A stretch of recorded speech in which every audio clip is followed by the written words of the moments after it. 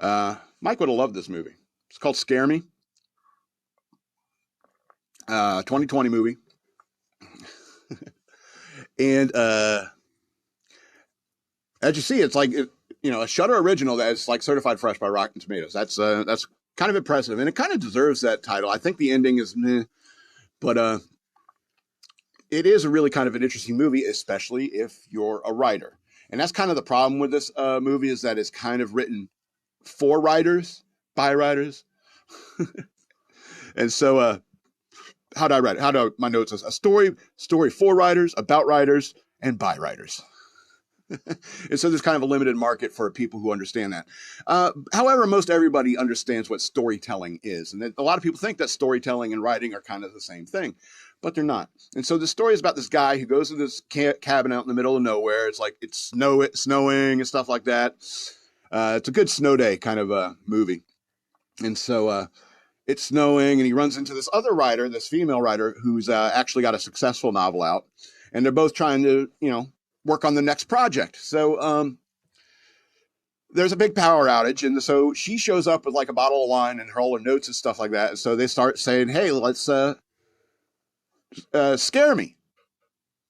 Tell me a story that's going to scare me. And so I don't know, I guess the topic of the movie is the nature of talent when it comes to writing. And so this guy, he is a terrible writer. He's not good at all. And so he starts telling this stupid story about a werewolf. And she's just like, just a werewolf? A werewolf. And then she's like throwing in details just to make his story a little bit better. She's obviously better at this. And so they start telling these scary tales, and she's clearly got an edge, right? She's clearly the better storyteller.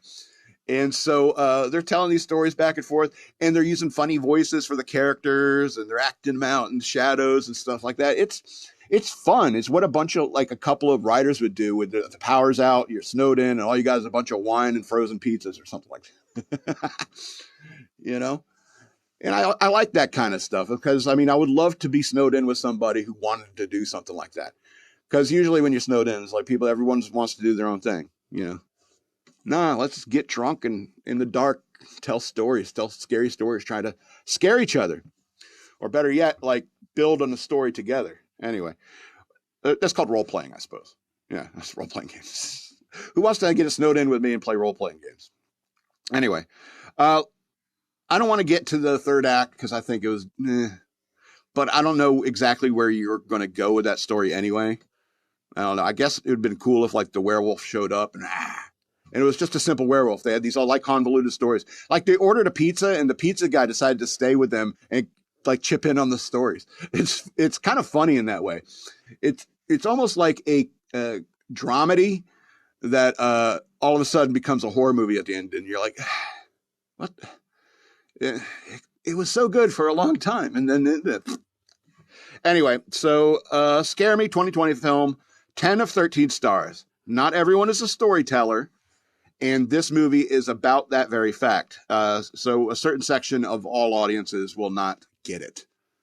Because a lot of people think like writing and storytelling is real easy. All you got to do is like think of a werewolf. Think of it scary. Werewolf. Get it? A werewolf. The madman loves you all, from the big to the small.